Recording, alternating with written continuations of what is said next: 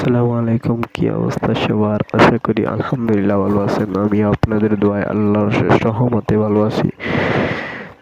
আমি আজকে একটি গুরুত্বপূর্ণ ভিডিও নিয়ে হাজির হয়েছি। ভিডিওটি হলো যারা কয়েল পাখি বোর্ডিং করতে জানেন না তাদের জন্য। আমার কয়েল পাখিগুলো বয়স আজকে 20 দিন রানিং চলতেছে।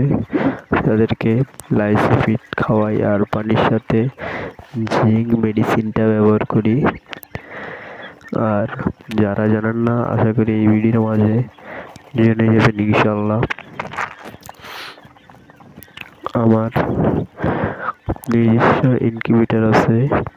ইনকিউবেটরে আমি বাচ্চা ফুটিয়ে উৎপাদন করেছি। ইনকিউবেটরটি আমি এনেছি আশরাফ এগ্রো থেকে।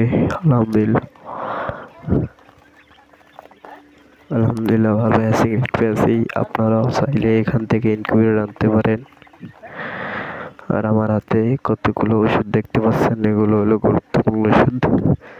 লাইসোফিট, শেফা1, জিঙ্ক, ডক্সিপ্যাড। প্রথম দিন বাচ্চা ফুটলে লাইসোফিট ব্যবহার করবেন।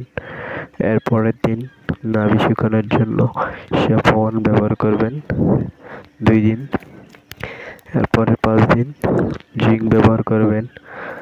এরপর ডক্সিপ্যাড। আর বাচ্চাগুলো সুস্থ সবল এবং 5 দিন ব্যবহারের উপরে রাখবেন। এরপরে বসিতে ছেড়ে দিবেন। আর বাচ্চাগুলোকে লাড়াচাড়া দিবেন, নাহলে থায়োবিন একটা রোগ আছে, ওই রোগে আক্রমণ করতে পারে। থায়োবিন একটি রোগ আছে, এই রোগে আক্রমণ করতে পারে। সবাই ভালো থাকবেন।